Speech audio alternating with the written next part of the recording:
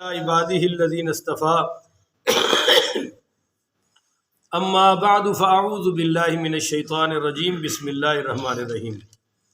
معزز سامعین، 2 اپریل بروز اتوار، آج تو چھٹی ہے تو ٹائم تو لگ سکتا ہے زیادہ، بروز اتوار 2023 بعد نماز فجر 11واں روزہ، اگلا لفظ بولا کرو نا، 11واں روزہ 11واں درس ہے، اللہ قبول فرمائے آمین۔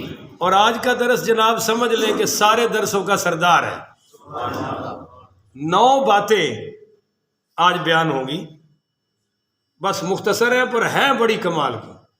پہلے ارادہ کر لیں، دعا کر لیں کہ یا اللہ ہمیں عمل کی توفیق عطا فرمائے اور یہ میرے لیے آپ کے لیے اللہ تعالیٰ صدقہ جاریہ بنائے آمین۔ اب سنیے، ان ابی ذر قال امرنی خلیلی بسبع، حضرت ابو ذر غفاری رضی اللہ تعالیٰ عنہ فرماتے ہیں کہ مجھے میرے محبوب دوست نبی پاک صلی اللہ علیہ وآلہ وسلم نے 9 باتوں کا حکم فرمایا۔ اب تسمیہ بلا کر رہے، روک دے، کچھ بھی نہیں، میں بھی پڑھوں گا بعد میں، آپ بھی سارا دن پڑھیں گے انشاءاللہ۔ نمبر 1، امرنی، مجھے حضور نے حکم فرمایا، بحب المساکین والدنو منہم، کہ پہلا حکم یہ فرمایا، گنتے بھی جانا ہے۔ پہلا، مجھے آپ نے فرمایا کہ مساکین اور غریبوں سے محبت کرنا اور ان کو قریب رکھنا، ڈھونڈ ڈھونڈ کے غریبوں کو قریب کرو، مساکین کو قریب کرو۔ دیکھیے جب غریب بندہ بڑے آدمی کے ساتھ بیٹھتا ہے نا، تو بیٹھنے سے اس کے آدھے دکھ دور ہو جاتے ہیں، وہ بھی سمجھتا ہے بھائی ہم بھی دنیا میں ہیں، بھائی اتنا بڑا آدمی ہمارے ساتھ بیٹھ گیا ہے، یار کھانے میں ہمیں ساتھ کھلا دیا ہے، پانی پینے میں بھائی آدھا پانی ہمیں پلا دیا ہے، کوئی چیز کھا رہا تھا کسی غریب کو دے دی، وہ بڑا خوش ہو جاتا ہے کہ یار دیکھو آدھی اس نے کھا لی آدھی۔ تو یہ پہلا حکم ہے کہ مساکین غریبوں سے محبت کرنا اور ان کو قریب رکھنا۔ دیکھیے ہمارے نبی کریم صلی اللہ علیہ وآلہ وسلم نے فرمایا کہ سب سے گھٹیا ولیمہ، بدترین بری شادی وہ ہے جس میں کسی غریب کو دعوت نہ دی جائے۔ ہاں جی۔ دوسری بات، وَأَمَرَنِي، مجھے دوسرا حکم یہ دیا کہ ان انظر الی من هو دونی ولا انظر الی من هو فوقی، کہ آپ صلی اللہ علیہ وسلم نے مجھے فرمایا کہ دنیا میں ان لوگوں پر نظر رکھ جو تجھ سے نیچے درجے میں ہیں، دنیا میں کھانے میں، پینے میں، پہننے میں، سواری میں، گھر میں، جو تجھ سے کم درجے میں ہیں ان پر نظر رکھ، اور آگے فرمایا وَلَا أَنظُرَ إِلَى مَنْ هُوَ فَوْقِي، اور جو دنیا میں تجھ سے اوپر کے معاملے میں ہیں ان پر نظر ہے۔ حضرت عبداللہ ابن مبارک پڑھ دو رحمت اللہ تعالیٰ علیہ، یہ بڑے محدثین ہیں، امام اعظم کے شاگردوں میں سے ہیں اور خود بڑے مالدار تھے۔ فرماتے ہیں میں مالدار تھا پھر بھی اپنے سے بڑا گھر دیکھتا تھا، نیندیں اڑ جاتی تھی، یار اس کی تو بڑی کوٹھی ہے بھائی، اور اپنے سے بڑی سواری دیکھی تو میں پریشان ہو جاتا تھا۔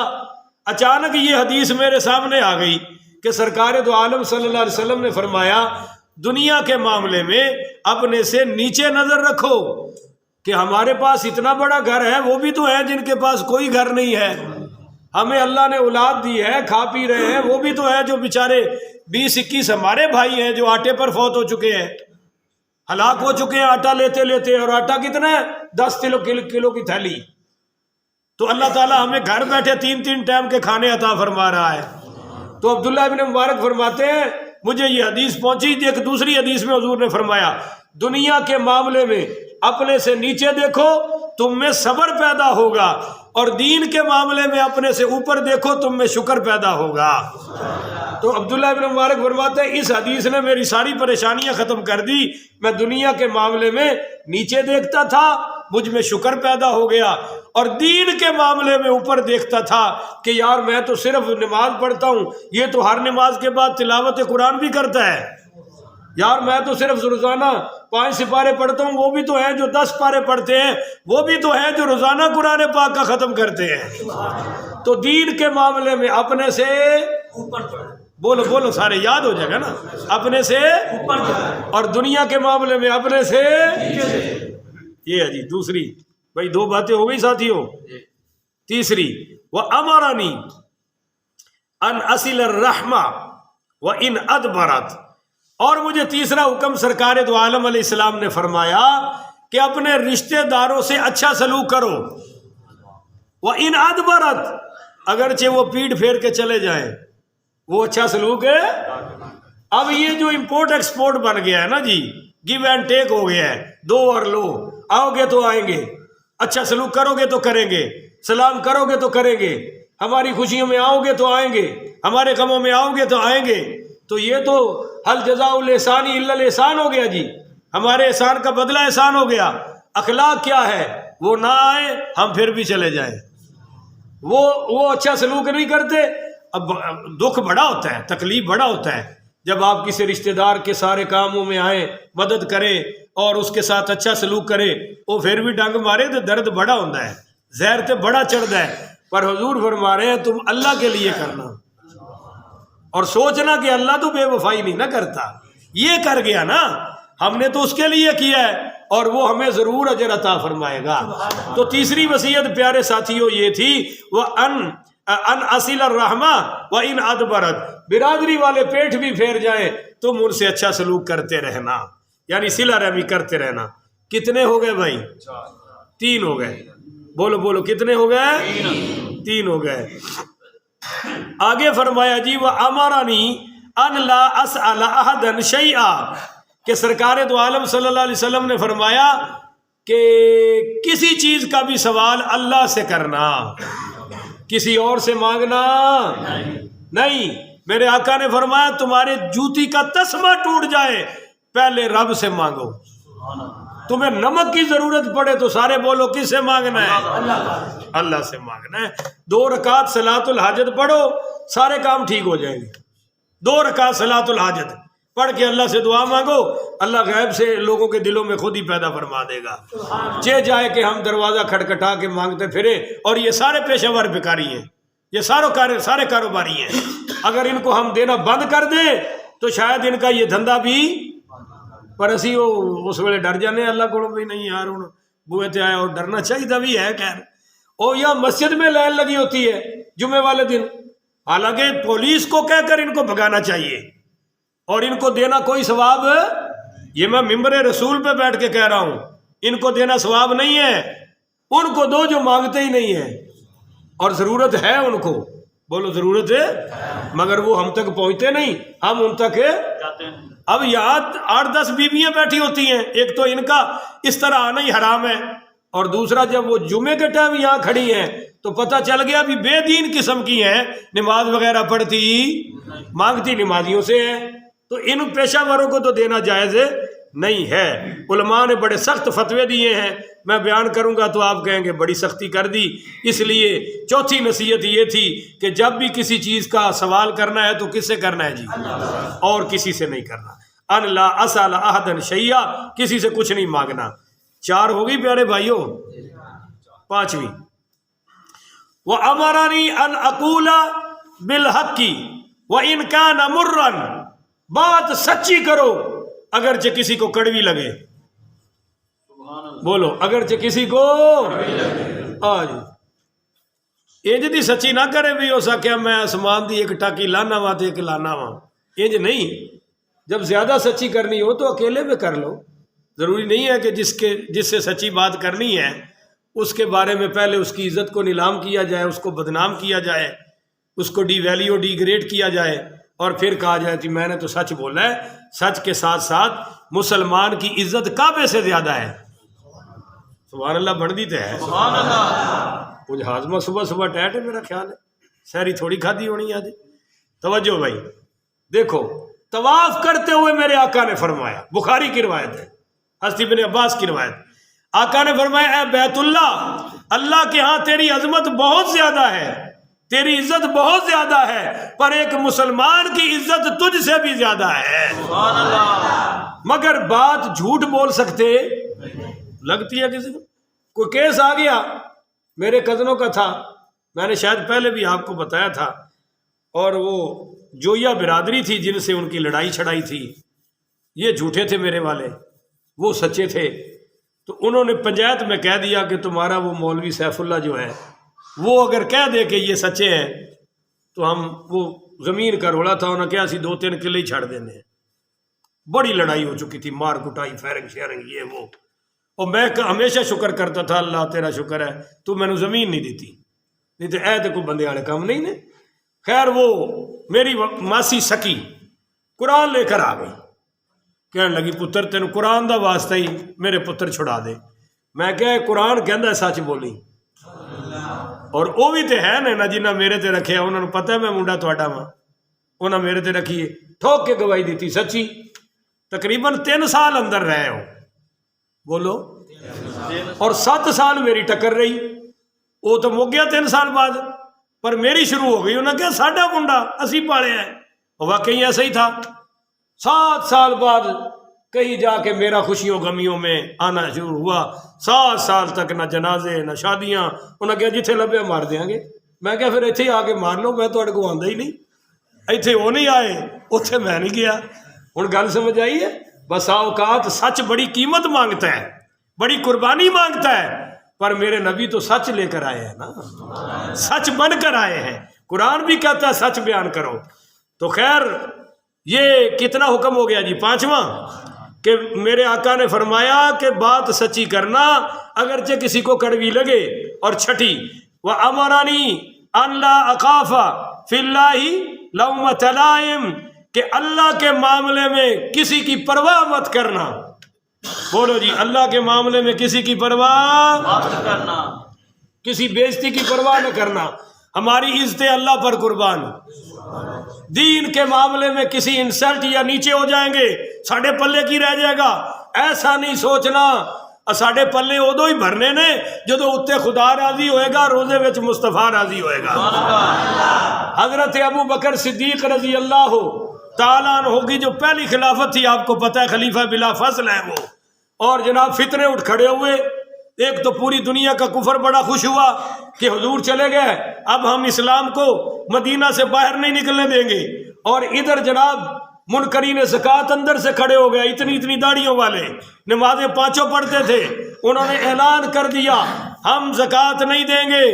اور ادھر جیش اسامہ 1500 کا لشکر تھا، وہ حضور نے روانہ کیا. وہ وفات کی خبر سن کے رستے سے ہی واپس آ گئے. حضرت ابو بکر صدیق رضی اللہ تعالیٰ عنہ نے خلافت، کبھی میں آپ کو ان کا پہلا خطبہ سناؤں گا، اگر وہ خطبہ ہی ساڑھے حکمران سن لیں تو پاکستان جنت بن جائے. پہلا خطبہ سناؤں گا جس کا ایک قول سن لیں. حضرت ابو بکر نے فرمایا جو تمہارے نزدیک کمزور ہے وہ میرے نزدیک سب سے بڑا طاقتور ہے. اور فرمایا جب تک میں اللہ کے نبی کے پیچھے چلوں میری پیروی کرنا، اور جب میں حضور کا راستہ چھوڑ دوں تو میری کوئی پیروی تم پر ہے، مجھے اٹھا کے باہر پھینک دینا، سائڈ پہ کر دینا، میری کوئی پیروی نہیں ہے. اس وقت تک پیروی ہے جب تک میں حضور کے راستے پر چلوں گا. حضرت ابو بکر صدیق نے اعلان فرمایا میں منکرین زکوٰۃ سے جنگ لڑوں گا، جہاد. ادھر ختم نبوت کا فتنہ اٹھ پڑا مسیلمہ کذاب کا، فرمایا ان سے بھی جہاد کروں گا. ادھر جیش اسامہ کا اعلان کر دیا کہ میں لشکر روانہ کروں گا. صحابہ میں کھلبلی مچ گئی کہ سارے ہی محاذ کھول لیے، کوئی نمبر 1 نمبر 2 نمبر 3 پہ کرے نا، سارے ہی کھول دیے ایک ہی ٹائم میں. تو اب کون جائے؟ بڑی ہستی ہیں ابو بکر صدیق. تو لوگوں نے کہا جی ابو بکر کے بعد تو عمر ہی ہے، حضرت عمر جائیں. یہ میں بتا رہا ہوں اللہ کے معاملے میں کسی کی پرواہ. اب حضرت عمر آئے، ادھر حضرت ابو بکر بیٹھے ہیں، سامنے حضرت عمر بیٹھے ہیں. تو حضرت عمر نے بات کرتے کرتے بڑی نرمی سے کہا جی وہ بات یہ ہے کہ آپ نے سارے محاذ کھول دیے ہیں. یہ مدینے کے جو اندر کی لڑائی ہے نا منکرین زکوٰۃ والی، وہ نماز پڑھتے ہیں، کلمہ پڑھتے ہیں، ان کو تو چھوڑ دے. سرحدیں بھی خالی ہو گئی. ادھر آپ مسیلمہ کذاب سے دیکھو جی 800 صحابہ شہید ہوئے، جن میں 600 قرآن کے قاری تھے. 2 بار جنگ ہار گئے صحابہ، تیسری بار خالد بن ولید گئے، پھر اللہ نے فتح عطا فرمائی. سبحان اللہ. تو یہ بڑا پریشانی تھی. کہا جی آپ ادھر بھی لڑ رہے ہیں ختم نبوت کے معاملے میں، ادھر بھی لڑ رہے ہیں، جیش اسامہ بھی روانہ کر دیا، اور یہ منکرین زکوٰۃ سے بھی اعلان جہاد. نرمی کرے، ہاتھ تھوڑا کرو، یہی کہنا ہے نا، ہاتھ تھوڑا کرو. ہائے یوں حضرت ابو بکر جوش سے کھڑے ہو گئے، ادباً حضرت عمر بھی کھڑے ہو گئے. تو حضرت ابو بکر نے حضرت عمر کی داڑھی پکڑی، یہاں سے جھٹکا دیا چھوٹا سا نا، اور کہا عمر انتا جبار فی الجاہلیت وخوار فی الاسلام، تو جاہلیت میں بڑا بہادر تھا، آج اسلام میں بزدل ہو گئے، مجھے کہتے کہ میں زکوٰۃ کے منکروں سے جنگ نہ لڑوں۔ یاد رکھو جو نماز اور زکوٰۃ میں فرق کرے وہ مسلمان نہیں ہے۔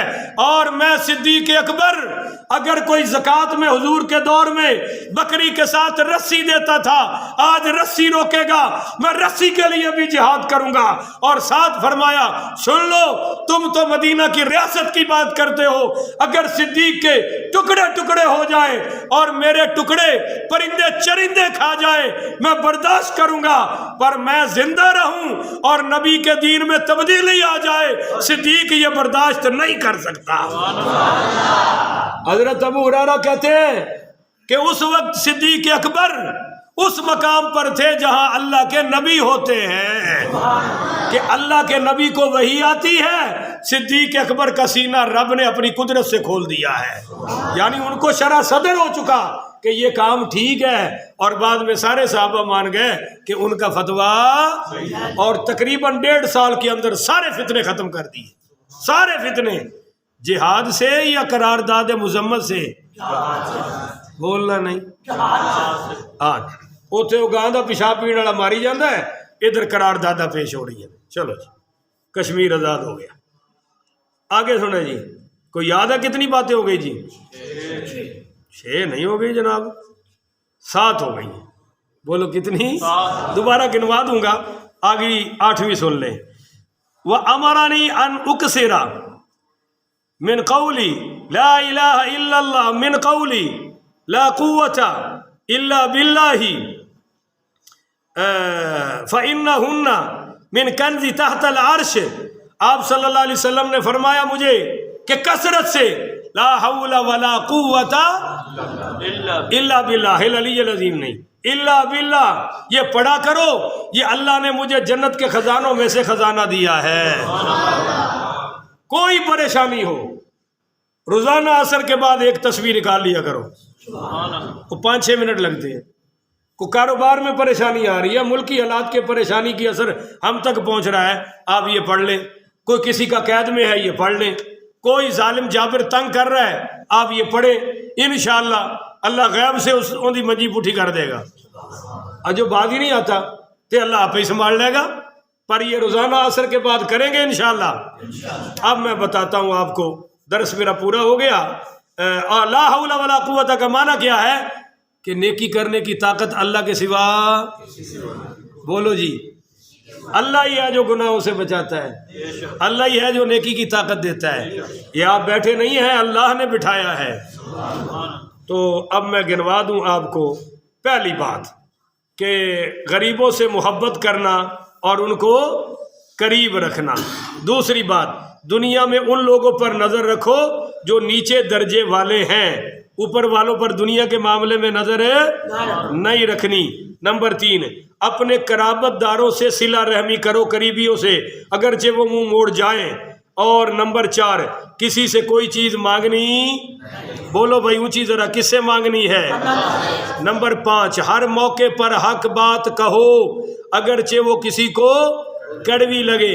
نمبر 6، اللہ کے راستے میں تانا دینے والوں کی کوئی پرواہ کرنی نہیں۔ اور نمبر 7 کہ نبی کریم پڑھیے صلی اللہ علیہ وآلہ وسلم نے فرمایا کہ لا حول ولا قوت الا باللہ، یہ کثرت سے پڑھا کرو، اللہ تعالیٰ تمہیں، یہ مجھے اللہ نے جنت کے خزانوں میں سے خزانہ دیا۔ یہ کتنی ہوگی؟ 7 ہوگی جی۔ اور 8ویں بات ہے، نبی کریم پڑھیے صلی اللہ علیہ وآلہ وسلم کی احادیث سے پتہ چلتا ہے، آپ نے یہ فرمایا کہ خدمت والدین، بولو جی خدمت ولا تعق والدیک، اپنے والدین کی نافرمانی نہ کرنا۔ ان تخرج و اہلک و مالک، اگرچہ وہ تجھے تیرے مال سے اور تجھے تیرے اہل سے خارج کر دے، تو ماں اپنی اولاد اپنا مال چھوڑ دینا، پر والدین کا دل دکھانا نہیں، بولو نا جی، نہیں ہے۔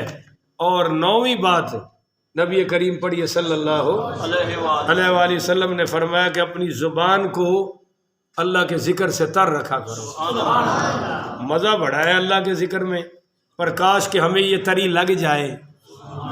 تو اللہ تعالیٰ سے دعا ہے اللہ مجھے اور آپ کو ان باتوں پر عمل کی توفیق عطا فرمائے۔